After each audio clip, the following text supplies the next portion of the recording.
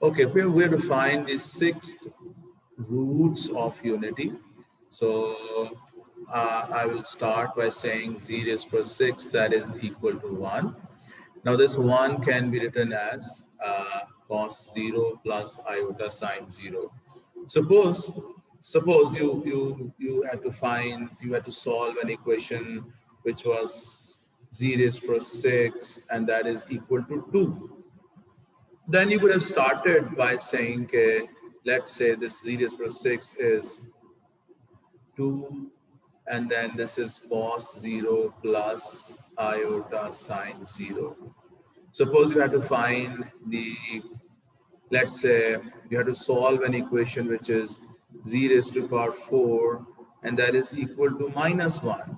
Okay, so then you would say, okay, this z raised to power 4 is going to be um, cos pi plus iota sine pi, because we know that cos pi is minus 1. Suppose you had to solve an equation which was z raised to power 6 and that is equal to iota. Okay, then you could say that, okay, this z raised to power 6 is going to be cos pi by 2 plus iota sine pi by 2.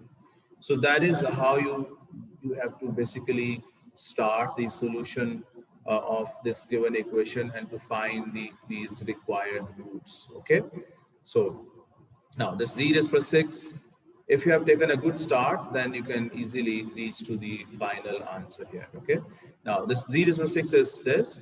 Now you will say that, okay, let me write this z raised per 6 is going to be cos 0 plus 2k pi plus iota sine 0 plus 2k pi.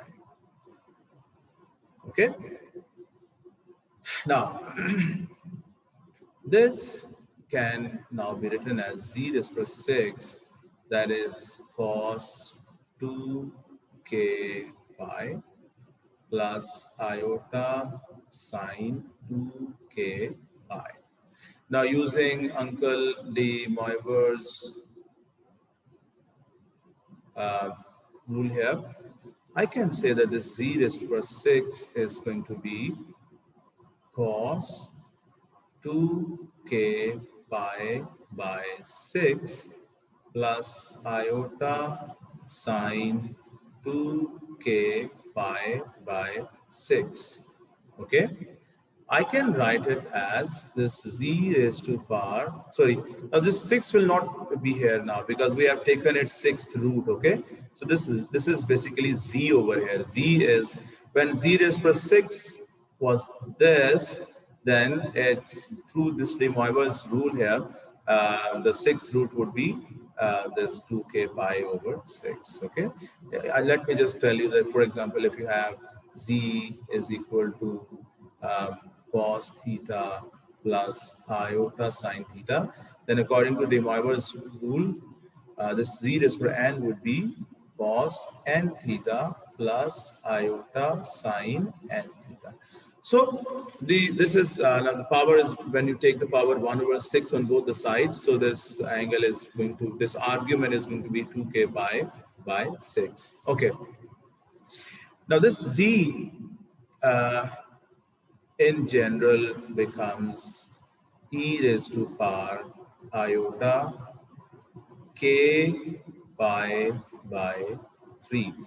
And now we have to write down its 6 roots. Okay, so the 6 roots would be, let me make some space here before I do that. So its 6 roots would be, um, now, so z naught. When I put k as 0, so that is going to be 1. Okay, z1. So I put k as 1, so that is going to be e raised to power iota pi by 3. Z2, that is going to be e raised to power iota 2 pi by 3. Okay, z3, that is a fourth. value, this e raised to power iota pi. And you can write it as -1 as well. Okay, z raised to power 4, that is e raised to power iota 4 pi by 3. And then you have the last answer, z5, this e raised to power iota 5 pi by 3.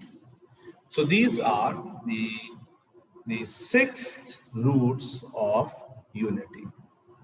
Okay, if you want, you can write them in the Cartesian form as well. For example, let me just write one of them. Like this can be written as cos pi by 3 plus iota sine pi by 3. That will be cos, this is going to be half, and this is going to be plus under root 3 over 2 iota. Okay, and this is going to be minus half plus under root 3 over 2 iota. 4 pi by 3 is, I think that is 240. So 240 per cos is half. This is half minus under root 3 over 2 iota. 300, yeah, 300 sorry, 240 per cos is minus because that is the third quadrant. This is 300, so that is going to be half, and this is minus under root 3 over 2 iota. Okay, and if you look at them at a glance, you will see that the sum of all these roots, that is going to be 0. Can you see that this 1 will be cancelled with this 1? There are 2 like this. This is half, this is minus half, this is minus half, this is half. They are both minus under root 3 over 2. They are both plus under root 3 over 2. So that is how the sum of all these roots, that is going to be 0. And you can show that because you use these complex numbers, they follow the rules of the vectors as well. So if you plot them in a single diagram, let me just try to do that because I don't have the skill to draw straight lines here. The first root is, let's say, 1.